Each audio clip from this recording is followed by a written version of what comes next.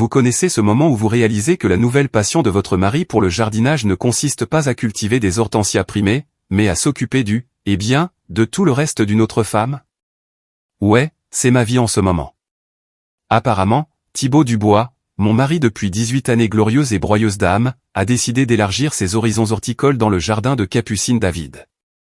Et par jardin, je veux dire son existence entière. Capucine David, remarquez bien, n'est pas juste une femme lambda rencontrée dans une allée de Leroy Merlin en débattant des mérites de l'engrais bio. Oh, non. Capucine David est ma meilleure amie. Où elle l'était. Maintenant, elle n'est plus qu'un dommage collatéral dans mon apocalypse personnel. Une mauvaise herbe humaine que je m'apprête à arracher jusqu'à la racine. Et croyez-moi, j'apporte le désherbant industriel. Apparemment, découvrir le jardin secret de son mari n'était pas une métaphore de sa croissance émotionnelle, mais de sa liaison littérale avec ma meilleure amie. Laissez-moi vous dépeindre le tableau. C'était un mardi soir, il y a quelques semaines à peine, un crépuscule de banlieue typique à Saint-Clair, dans les Yvelines. Le genre de soirée où le seul drame auquel on s'attend est de savoir si l'association des résidents va enfin sévir contre les nains de jardin non réglementaires des Durand.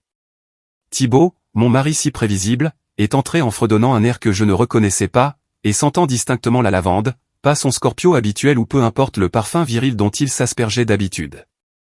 C'était une lavande douce, florale, presque écœurante. Et puis les paillettes. Oh, les paillettes. Un minuscule grain irisé accroché à la barbe naissante de sa mâchoire, scintillant comme si une fée rebelle venait de lui vomir dessus. Mon monologue intérieur, habituellement un commentaire spirituel et sarcastique sur le banal, est soudainement passé en mode « les experts ». Lavande et paillettes. Mon esprit a immédiatement flashé sur Capucine David. Capucine avec ses ongles parfaitement manucurés, ses sachets de lavande bio et son amour inexplicable pour tout ce qui brille. Même pour une séance de jardinage du mardi après-midi, mon estomac a fait un petit saut, une pirouette nauséabonde qui me disait que ce n'était pas juste une fée rebelle. C'était une traînée de poussière de fée complète menant tout droit à ma perte imminente. Je m'appelle Rose Mercier. J'ai 42 ans et je suis une graphiste indépendante qui se spécialise apparemment dans la conception du complot de vengeance parfait.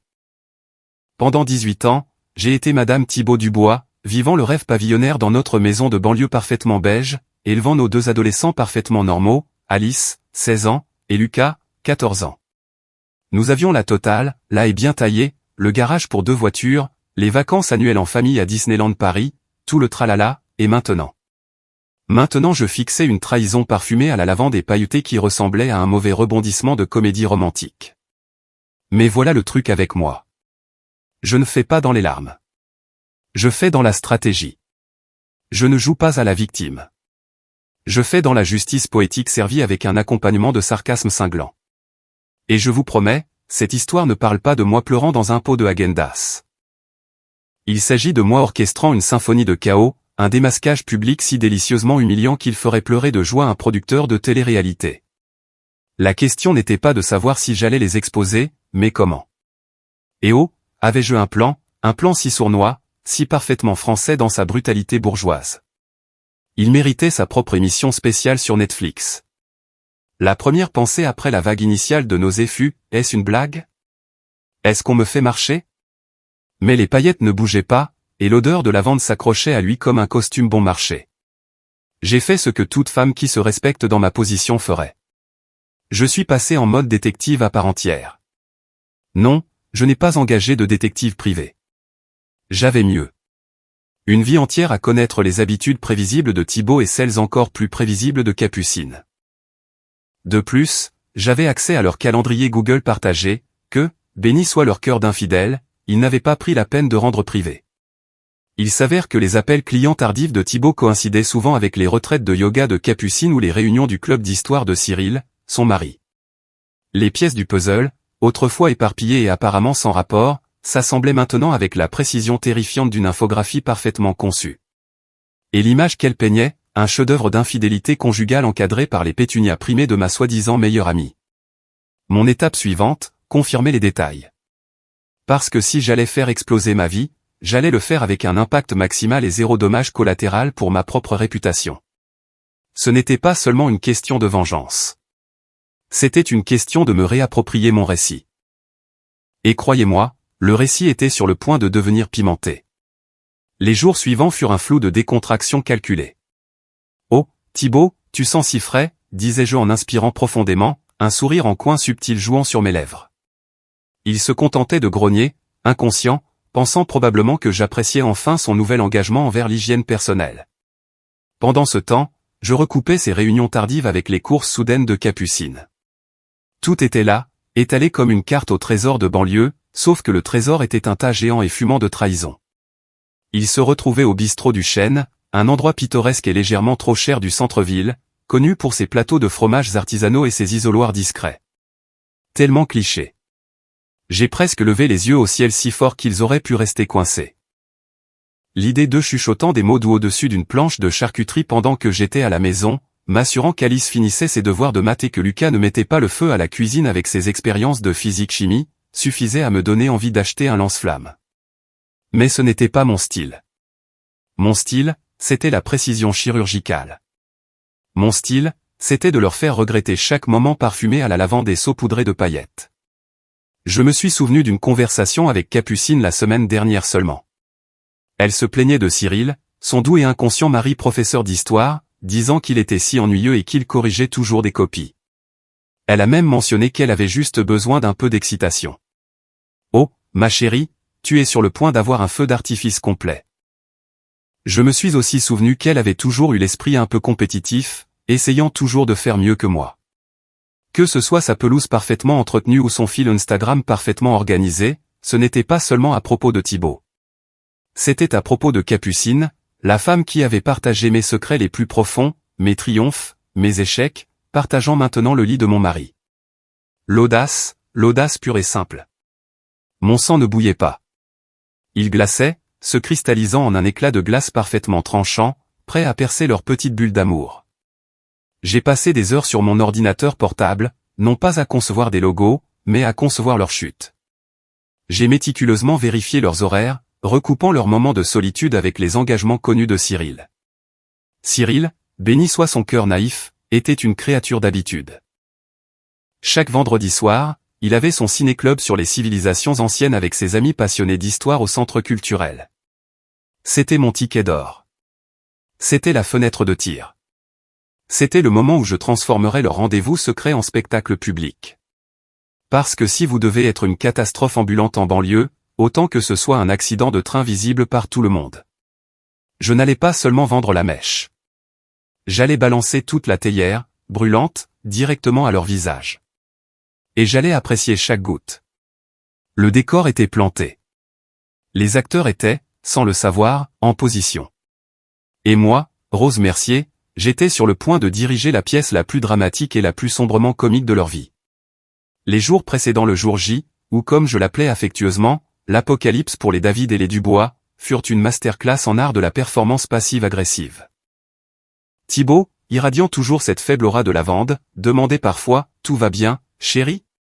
Tu sembles pensive. » Pensive ? Oh, j'étais pensive. Très bien. Je complotais pensivement la démolition complète de sa double vie soigneusement construite. Je souriais juste un peu trop doucement et disais, « Je pensais juste à quel point je t'apprécie, chérie. Tu es un tel pilier de notre communauté. » Il bombait le torse, manquant complètement le sous-entendu qu'il était sur le point de devenir un pilier de la honte. Capucine, d'un autre côté, était une autre paire de manches. Elle appelait, toujours aussi enjouée, demandant si je voulais aller prendre un café. « Oh, Rose, j'adore nos petits rendez-vous café. Tu es une si bonne écoute. » Et j'écoutais.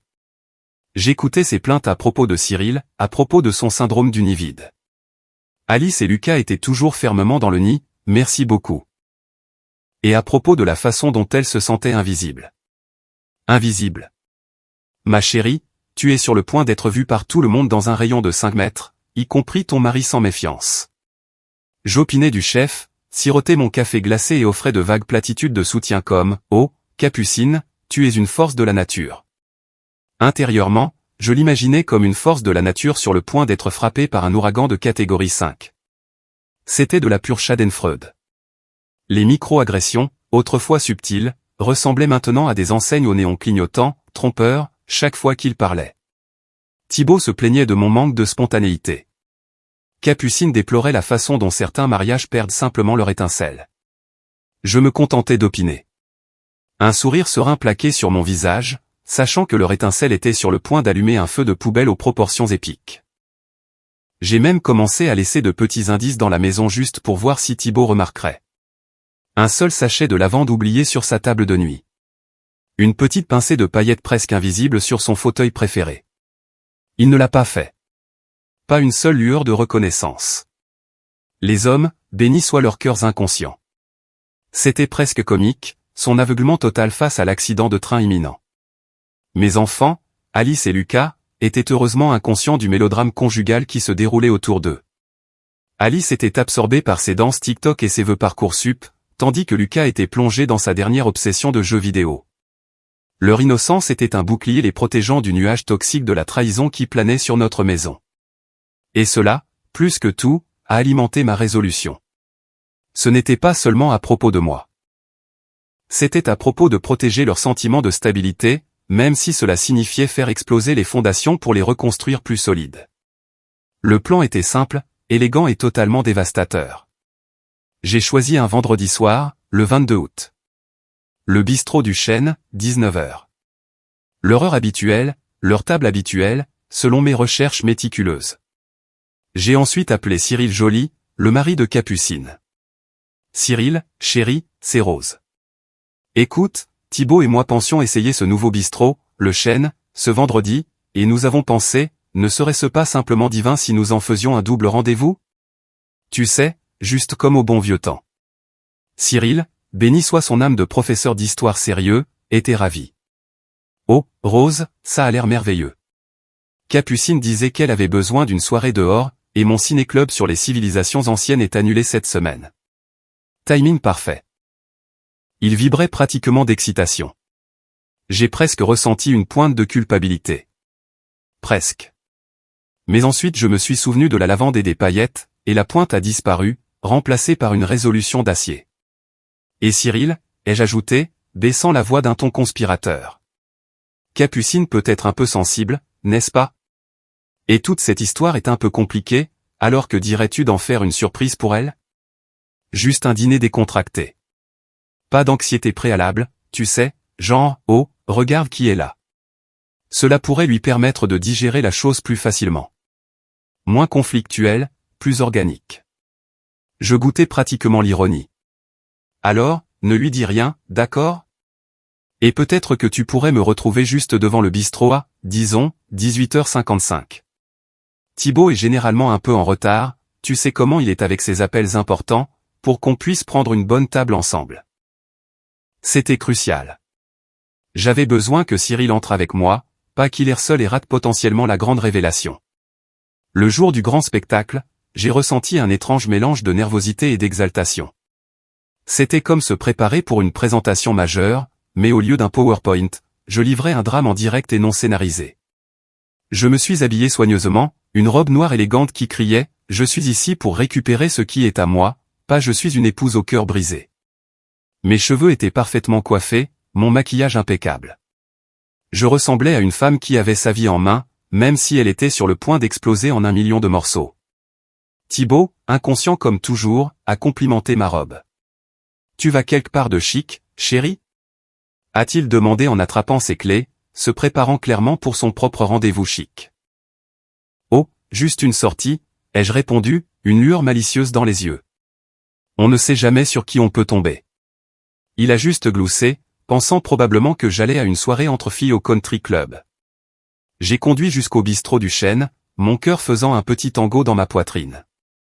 Le valet a pris ma voiture et je suis resté dehors à attendre. L'air du soir était vif. Les guirlandes lumineuses accrochées autour de l'entrée du bistrot scintillaient, créant une ambiance faussement romantique. À 18h53 précise, la berline raisonnable de Cyril Joly s'est arrêtée. Il avait l'air sincèrement heureux, une vue rare pour un homme qui passait ses journées à disséquer des empires anciens. Il portait un blazer légèrement froissé, probablement sa tenue de soirée. « Rose, tu es éblouissante », s'est-il exclamé, toujours le gentleman. « Prête pour s'amuser un peu ?»« Oh, Cyril », dis-je en passant mon bras sous le sien. « Tu n'as aucune idée à quel point nous sommes sur le point de nous amuser. » Ce sera une soirée pour les livres d'histoire. Il a ri, complètement inconscient de la signification historique dont il allait être témoin. Nous avons marché vers l'entrée, un duo parfaitement innocent et sans méfiance. Mon cœur martelait, mais mon visage était un masque d'anticipation sereine. C'était ça, le moment de vérité, le moment où le rideau se lèverait sur leur petite mascarade, et je tenais la télécommande. La pensée du visage de Capucine, de l'expression stupéfaite de Thibaut, était presque trop délicieuse à supporter. Ce n'était pas juste un dîner. C'était une intervention publique, humiliante et totalement inoubliable. Et j'avais hâte de voir la tête qu'ils feraient quand ils réaliseraient que leur jardin secret était sur le point d'être passé au bulldozer.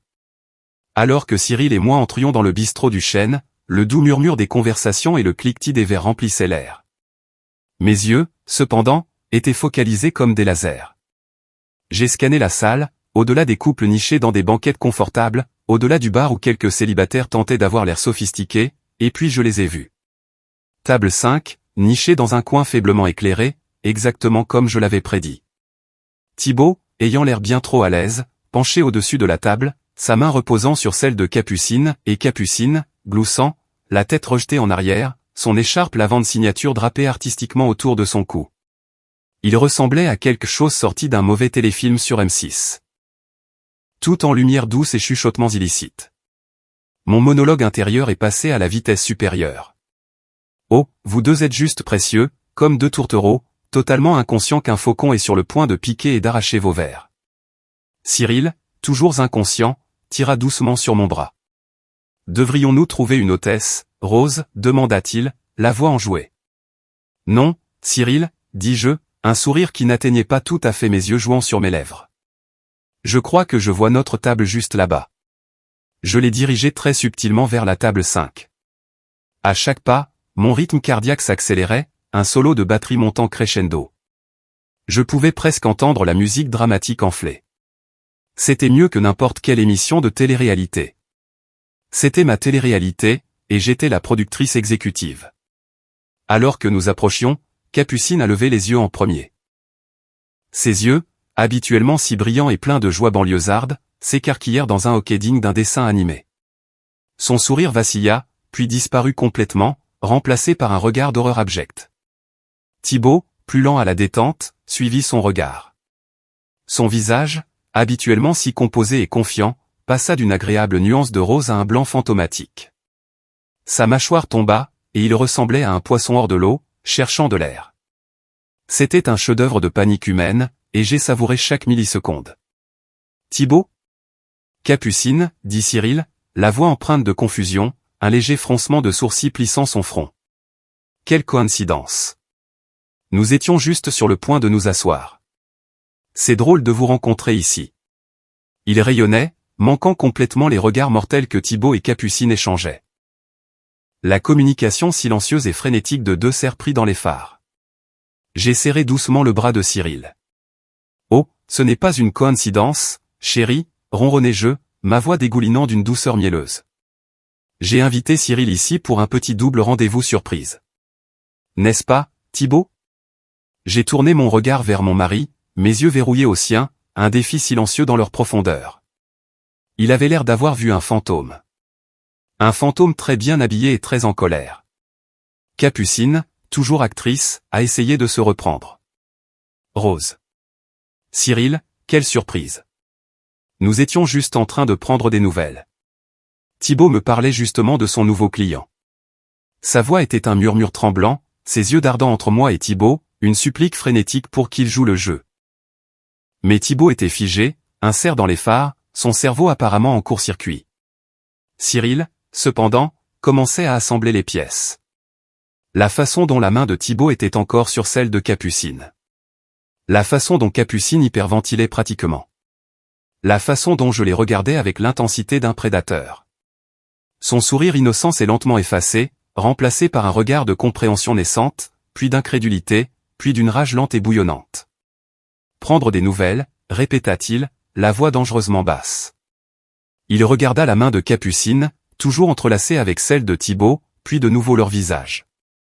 De quoi exactement êtes-vous en train de prendre des nouvelles ? C'était le moment magnifique, chaotique et totalement satisfaisant. J'ai pris une profonde inspiration, et puis, avec le calme d'une narratrice chevronnée, j'ai décidé d'aider Cyril à relier les points. Eh bien, Cyril, commençai-je, ma voix claire et stable. Il semble que Thibaut ait développé une relation plutôt intime avec le jardin de Capucine. Et par jardin, je veux dire, eh bien, tu sais, sa vie entière. J'ai fait une pause pour l'effet dramatique, laissant les mots flotter dans l'air comme un nuage nocif. Apparemment, les voyages d'affaires de mon mari étaient en fait des entretiens d'embauche pour une nouvelle famille, et Capucine ici présente était la meilleure candidate. Le silence dans le bistrot était assourdissant. Toutes les têtes aux tables voisines semblaient se tourner, attirées par la tension soudaine et palpable. Thibaut a finalement retrouvé sa voix, un coassement étranglé.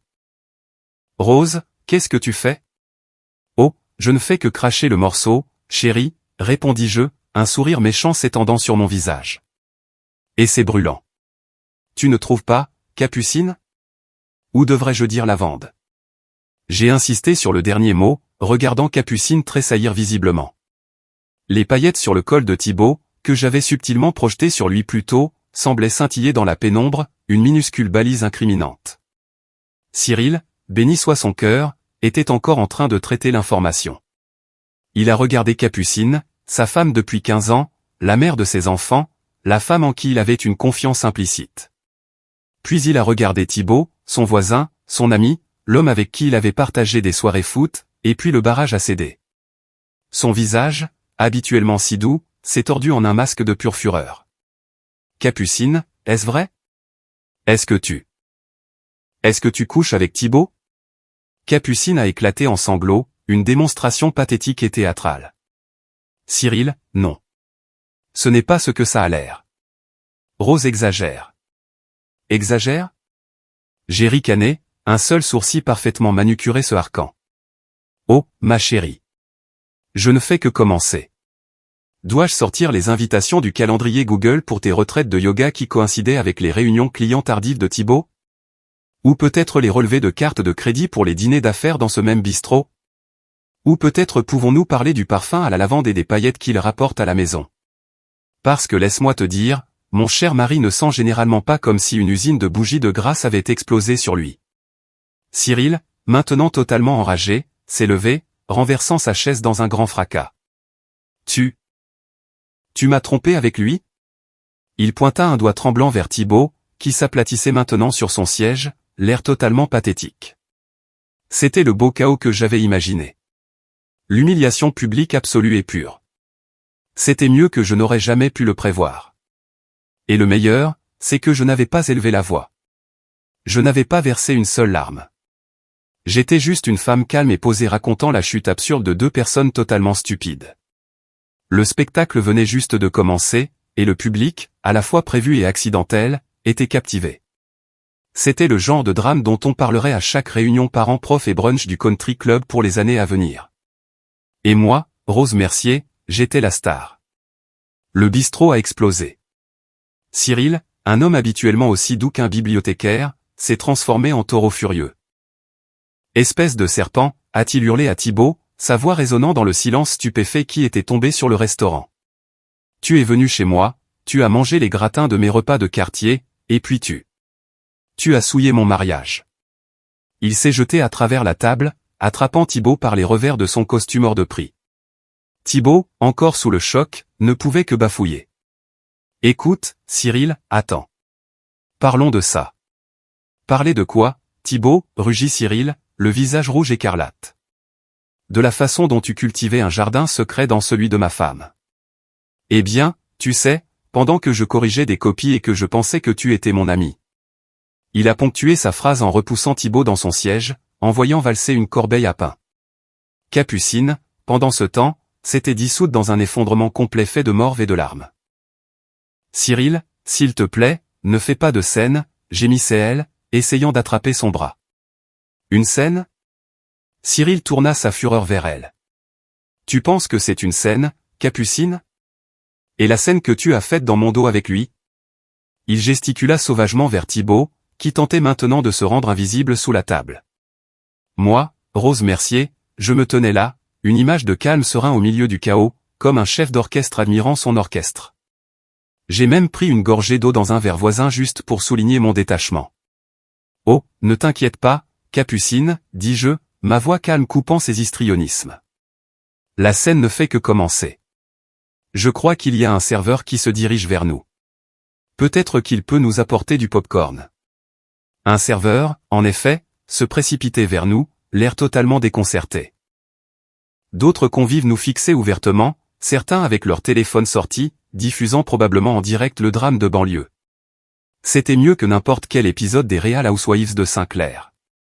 Cyril, dans un accès de rage pure et simple, a pris son verre d'eau et, d'un mouvement rapide et décisif, l'a éclaboussé directement au visage de Capucine. « Tu me dégoûtes » a-t-il craché, des gouttelettes d'eau s'accrochant à ses joues striées de mascara. Capucine a haleté, postillonnant. « Mes cheveux. Cyril, tu viens de ruiner mon brushing. » J'ai failli applaudir. Ses priorités, même face à la destruction conjugale totale, étaient parfaitement alignées avec son existence superficielle. « Oh, ma chérie, suis-je intervenu. Je pense que ton mariage est un peu plus ruiné que ton brushing. » Juste une pensée, Thibaut, trouvant enfin un semblant d'instinct de conservation, s'est extirpé de son siège. « Rose, nous devons rentrer à la maison maintenant. » Il a essayé d'attraper mon bras, mais je l'ai évité élégamment. « Oh non, chérie, dis-je, ma voix douce mais ferme. Ma maison n'est plus ton refuge. Et cette petite performance, c'est loin d'être fini. Cyril, je crois que tu as des questions pour ta femme. Et Thibaut, je crois que tu as des explications à donner à tout le monde. » J'ai fait un geste vague vers le bistrot maintenant bondé, où les gens chuchotaient et pointaient du doigt ouvertement. Cyril, alimenté par une indignation vertueuse, a attrapé le bras de Capucine. « On rentre à la maison, et tu vas tout expliquer. » Il l'a traîné, sanglotant toujours dramatiquement, vers la sortie. Capucine a jeté un regard désespéré et suppliant à Thibaut, qui n'a pu offrir qu'un haussement d'épaules pathétique. C'était glorieux. Thibaut s'est tourné vers moi, les yeux écarquillés par un mélange de peur et d'incrédulité.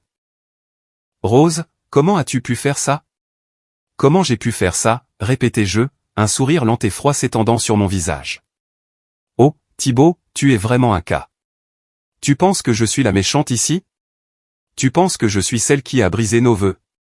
Tu penses que je suis celle qui a ramené de la lavande et des paillettes du jardin secret d'une autre femme ? » Je me suis penché, ma voix tombant dans un murmure conspirateur, mais assez fort pour que les tables les plus proches entendent. « Je ne suis que la messagère, chérie. Le karma a décidé de devenir mon partenaire commercial ce soir, et il est très à cheval sur la justice poétique. » J'ai ensuite sorti mon téléphone, le faisant défiler nonchalamment. « Oh, au fait, Thibaut, dis-je, assez fort pour être entendu. J'ai déjà parlé à notre avocate de famille, Maître Bertrand, du cabinet Mercier et Associés.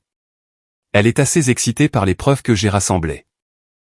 Apparemment, une confession publique d'adultère dont tout un restaurant a été témoin est considérée comme assez convaincante dans les procédures de divorce françaises, surtout quand cela implique une prestation compensatoire importante. Son visage est passé du blanc au vert. La mention des avocats et de l'argent l'a frappé plus fort que n'importe quel coup physique. Il a bafouillé, divorce ? Rose ? Tu ne peux pas être sérieuse. Oh, je suis mortellement sérieuse, Thibaut, répondis-je, remettant mon téléphone dans mon sac à main. Il s'avère que jusqu'à ce que la mort nous sépare ne couvre pas le fait de trouver ta remplaçante, surtout pas une qui sent comme un magasin de loisirs créatifs et vit à 2 impasses de là. Profite de tes fromages affinés, chérie. Tu les paieras avec la pension alimentaire. J'ai tourné les talons, le laissant planter là, une figure solitaire de désespoir pathétique, entourée par les décombres de sa liaison exposée. Alors que je marchais vers la sortie, quelques convives m'ont fait des signes de tête sympathiques, certains même un discret pouce levé. J'ai ressenti une vague de triomphe, une vague de justification si puissante qu'elle m'a presque donné le vertige. Ce n'était pas seulement une vengeance. C'était une réappropriation de ma dignité, de mon estime de soi et de mon avenir. Et cela semblait absolument, délicieusement, parfaitement français. Le bistrot du Chêne ne serait plus jamais le même, et Thibaut Dubois non plus. Les retombées du « bistroguette », comme l'a rapidement surnommé le moulin à rumeurs de Saint-Clair, furent tout ce que j'avais espéré et plus encore. Thibaut, le cadre commercial autrefois confiant, a vu sa réputation en lambeaux. Son entreprise, une firme technologique qui se targuait de valeurs familiales, a discrètement restructuré son poste. Il s'avère qu'être publiquement dévoilé comme un coureur de jupons n'est pas idéal pour conclure de grosses affaires. Il a déménagé dans un petit appartement triste du centre-ville, bien loin de notre spacieuse maison de banlieue, et a passé ses journées à essayer de sauver sa carrière et sa dignité, dont aucune ne semblait très récupérable. Il ressemblait à un ballon dégonflé, tout l'air chaud parti. Capucine David, la reine de la pelouse parfaitement entretenue, a vu sa vie sociale complètement déracinée. Cyril, de manière surprenante, a demandé le divorce le lendemain même, citant des différends irréconciliables menant à une humiliation publique. Il a emménagé chez sa sœur pendant un certain temps. Et aux dernières nouvelles, il s'épanouissait, donnant des cours de rattrapage d'été et ayant même rejoint un club de randonnée. Tant mieux pour lui. Capucine, d'un autre côté, a été ostracisé de chaque club de lecture, réunions parents-prof et repas de quartier. Sa réputation parfumée à la lavande et saupoudrée de paillettes l'a précédée. La façade parfaite qu'elle avait si minutieusement construite s'est effondrée plus vite qu'un biscuit rassis. Elle a essayé de s'excuser auprès de moi, bien sûr. Un coup de fil larmoyant et divagant où elle blâmait la crise de la quarantaine et le sentiment de solitude. J'ai juste écouté poliment, puis j'ai dit, « Oh, ma chérie, je ne suis pas thérapeute. Je suis juste la femme qui a exposé ton linge sale en public. Bonne chance avec ça. » Et j'ai raccroché. Point final. Quant à moi, Rose Mercier, la vie est devenue plus légère. Le poids lourd d'un mariage mourant, la manipulation psychologique subtile, le sentiment d'être invisible dans ma propre maison. Tout cela s'est levé. Notre maison, autrefois un témoignage silencieux d'une façade en ruine, ressemblait maintenant à un sanctuaire. Alice et Lucas, après le choc initial et quelques conversations inconfortables, se sont étonnamment bien adaptés. Ils ont vu leur mère non pas comme une victime, mais comme une femme forte et intelligente qui a pris le contrôle de son récit. Ils m'ont regardé naviguer dans les procédures de divorce avec la même précision stratégique que j'avais utilisée pour planifier l'embuscade du bistrot. Maître Bertrand, mon avocate, était un véritable requin, et l'équipe juridique de Thibault a rapidement réalisé qu'il ne faisait pas le poids. La transaction financière était, disons, assez généreuse pour que j'investisse dans mon entreprise de graphisme indépendante, que je prenne quelques voyages bien mérités, et peut-être même que j'obtienne enfin cet îlot de cuisine que je voulais. J'ai beaucoup appris de toute cette débâcle du jardin secret. J'ai appris que parfois, les trahisons les plus dévastatrices peuvent mener aux éveils les plus libérateurs. J'ai appris que mon sarcasme n'était pas seulement un mécanisme d'adaptation, c'était un super pouvoir. Et j'ai appris que si l'amour peut être aveugle, la vengeance a une vision de 20/20, surtout lorsqu'elle est associée à un bon calendrier Google et à une bombe à paillettes bien placée. J'ai aussi appris que la banlieue française avec ses pelouses immaculées et ses maisons parfaitement peintes cache souvent les drames les plus délicieusement désordonnés. Et parfois, il faut juste être celle qui tire le rideau. Ma vie n'est pas une comédie romantique et ce n'est certainement pas une tragédie. C'est une chronique sombrement comique de l'absurdité. Et je suis la star, la réalisatrice et la narratrice. Je suis toujours Rose Mercier, graphiste indépendante, maman de 2 adolescents incroyables, et maintenant experte certifiée en humiliation publique comme forme de thérapie.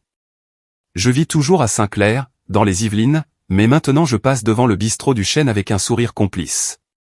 Je croise occasionnellement Cyril, qui me fait toujours un signe de tête reconnaissant, et je vois parfois Thibault ayant l'air perpétuellement hanté, sentant probablement encore de faibles traces de lavande. La meilleure partie, c'est que je suis enfin vu. Pas comme la femme de Thibault Dubois ou la meilleure amie de Capucine David, mais comme Rose Mercier, une femme qui a affronté la trahison de front, armée d'esprit, d'un sens de l'humour méchant et d'un plan si brillant qu'il méritait une standing ovation. Et croyez-moi, je ne fais que commencer, parce que parfois, quand la vie vous donne des citrons, vous ne faites pas de la limonade. Vous faites un cocktail Molotov et vous le lancez sur les gens qui vous ont donné les citrons.